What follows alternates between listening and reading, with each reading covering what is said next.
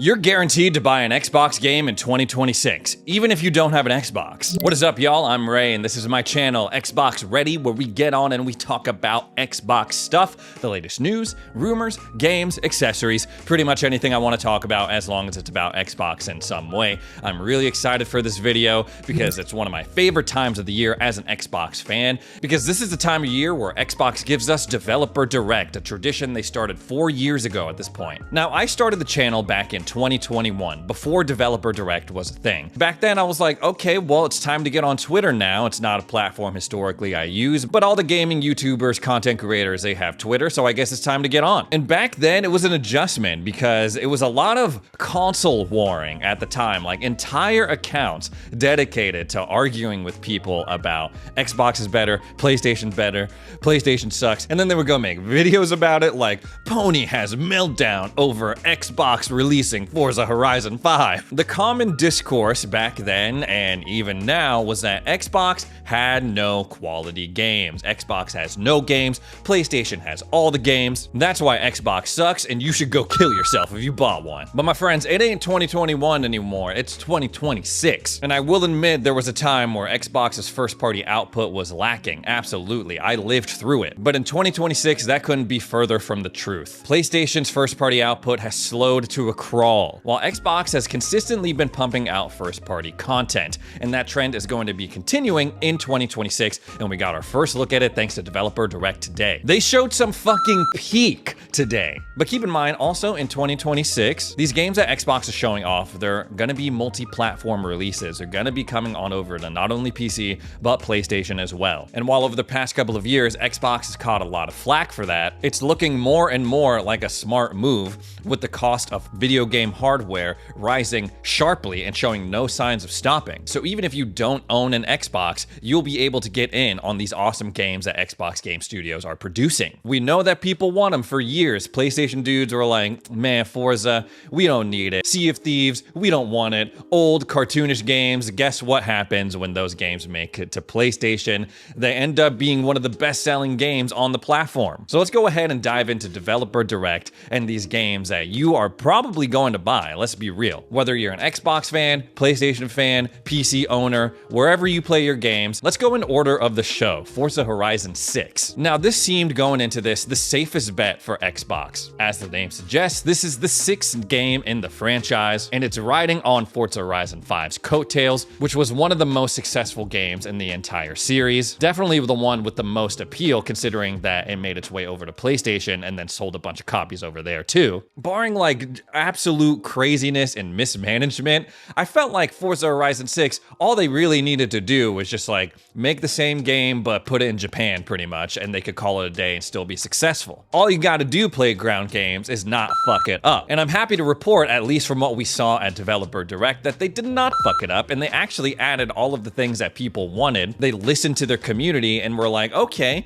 let's see what fans of Forza Horizon want to see in this next game, and they did it. Obviously, the biggest difference in each Forza game is that it takes place in a different country and region. I jumped into the franchise late, so I played Forza Horizon 4 over in the UK is where they did that, and then they went on down to Mexico for 5, and now they're going on over to Japan. Seeing it in action, I'm like, why did it take so long for Playground to make a FH game in Japan? It just seems like a no-brainer now. They got some really cool looking tracks. I was really impressed with like the woodland forest areas. They have like a for real campaign for FH6, which already sounds really cool. And FH5, okay, I'm not knocking the start of FH5, but it starts out, you're like a prominent, well-known racer participating in these festivals and the Forza Horizon Festival. You have like a team, you have a crew, you have someone in your ear, and they drop you out of this freaking plane and you go right into the first race of the game. That's pretty badass. I'm not refuting that, but I like the premise of Forza Horizon 6, their campaign they got for this.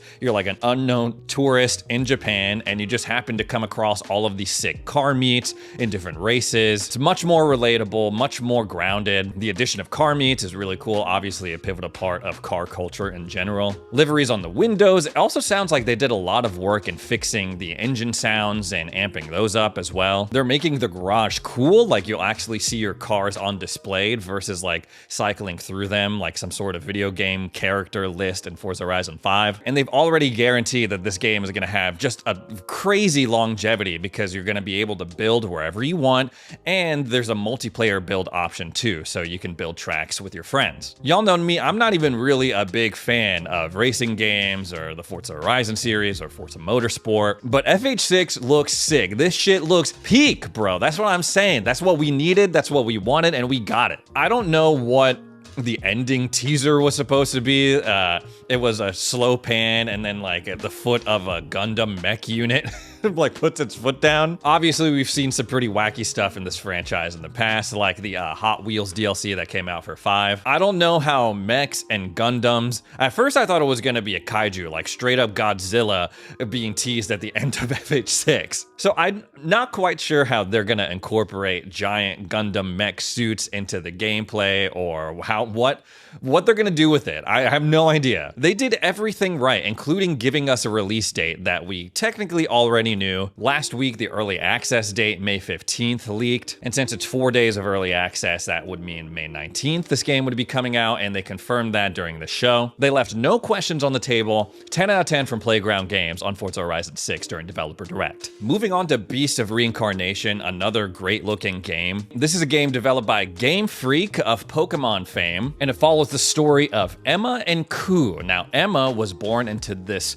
world affected by blight, this like rampant darkness virus that has affected all of the natural beauty of the world and turned it evil and corrupt. Emma was born with that same blight within her, so she's able to manipulate those plants and have these sick-ass powers. At some point, she'll encounter this wolf named Ku, who has been deemed a malefact, a creature that it poses a danger to this world, a creature that Emma should actually eliminate entirely. But instead of her eliminating this poor wolf, she teams up with it and then goes on a journey to eliminate the Beast of Reincarnation. This game looks really, really cool, and what I appreciate about this is that, well, there's a lot of games that are like, you're going through like this apocalyptic wasteland that was ravaged by the Great Catalysm or the Shattering, or insert any name that the writers decided to come up with that has you journeying through a land with a bunch of crazy monsters. What I like about Beast of Reincarnation, though, is that yes, it's a dangerous, perilous world. They made that very clear from the trailer, but there's also an element of whimsy and wonder. The use of color, even in this trailer,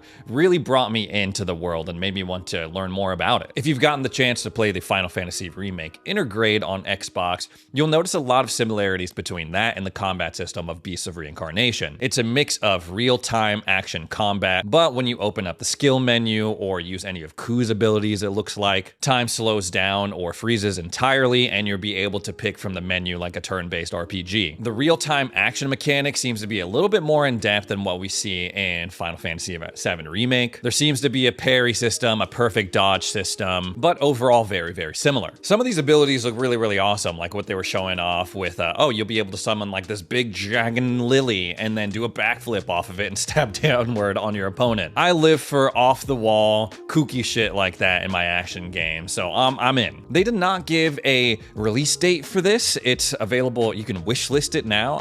As far as I'm aware, there's no release date. I'm looking through the Xbox Wire posts about it right now, still not finding anything. But considering they showed it off at Developer Direct, I assume it's going to be coming out later this year, and when it does, it's going to be available obviously on Xbox consoles, but also day one on Game Pass as well. And it's Play Anywhere, don't forget that. Then there was Killin, Double Fine's Killin. Now, I love Double Fine. I'm not trying to throw shade at Double Fine, but this just seems like a low point, not only in this Developer Direct, but like in the history of all Developer Directs. Why did they spend so much time on this game? I feel bad because the team seems excited about it. Like they tried to pitch it as, oh, this came out of like this experiment that we do that's produced like all these other really fun games. But this is just like, I found it it hard to care about this style of game. The premise is that it's like a team arena brawler where you make your own bit of pottery, like a combat pottery character, and then you team up with other people to try to defend your furnace while simultaneously trying to put out the furnace of the other team. This reminds me of a ton of games that I saw at Summer Games Fest, Days of Play. Like 80% of the games that I played seemed kind of like this. Oh, like team up, build things, build up your defenses while also trying to get at the other team. It's non-stop party multiplayer madness. It just didn't seem like a game that you really needed to dive super deep into, which is the whole point of Developer Direct. I feel like this game would have benefited from having less time to talk about it. Like, oh, check this out. You can make this like crazy pottery character, whatever shape that you want, even something phallic or weird, and then use that thing to go fight other pottery. Isn't that cool? Bam, move on to the next thing. I went into this wanting to learn about one game and one game only, and that was Fable. They knew what they were doing. They were like, we can't do Fable first. No.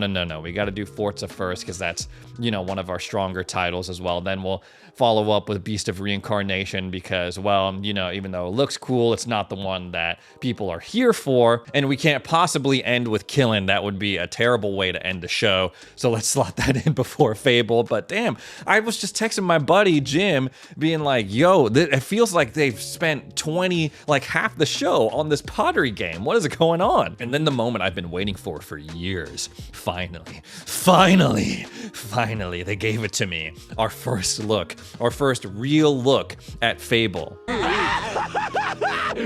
Finally! I've spoken many times on the channel before about my connection with the original Fable trilogy, especially that first game, how it sparked my love for RPGs for Xbox. So yeah, I was really excited to learn more about the reboot that Playground Games is working on. But I also had my concerns, I had my trepidations. I've been hyped about games before, and I've been burned before. And even as a day one Fable fan, there's some realities that you have to accept, even if you love all three of the games. The fact is that really, they kind of fizzled out towards 3. Fable 1 was iconic, Fable 2 was awesome, and then 3 was kind of whatever. It didn't exactly end on a high note, so what chance would the reboot have? But just like with Forza Horizon 6, Fable confirmed pretty much the wish list that players had been hoping for and wanting, and they showed us that they're giving us new, exciting mechanics to toy around with while honoring that original legacy. This wasn't that big of a sticking point or a make or break deal for me, but it seemed like it was for a lot of people, the ability to make your own character. That was very important for them to address and get out of the way. That one little thing expands their audience significantly. They also confirmed that a lot of fan favorite mechanics are going to return.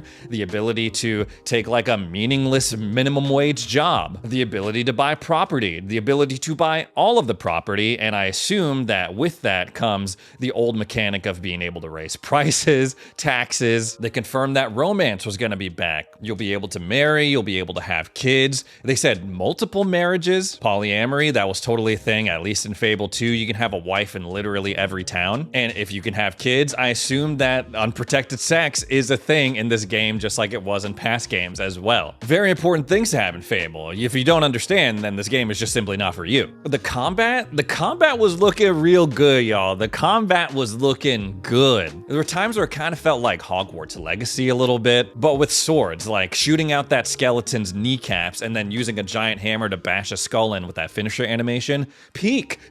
Yes, that's what we want. The ability to swap through different fighting styles, whether it's close combat, using your willpowers, whipping out a bow and doing cool shit with that. They also nailed the setting. Like, one of the things that sets Fable apart from other RPGs is that it leans into that Brothers Grimm fairy tale aesthetic. As the games went on from Fable 1 to Fable 2 to Fable 3, they got progressively darker, which kind of took away from the charm of the original series. I'm not saying a fairy tale can't have dark moments. I mean, when you go through and fight Balverines in that first game, that's certainly very dark. When the village of Oakvale burns down, obviously very dark. But what we saw of Fable and Developer Direct Direct with the curvature of the architecture, the giant pumpkins. It evoked the sense of wonder. It gave you the sense like someone opened a storybook and that was the world of Albion, and that's exactly what you wanted a Fable game. I am just so ready to explore an open world seamless version of Albion. Here's my concern though. Here's my one concern is that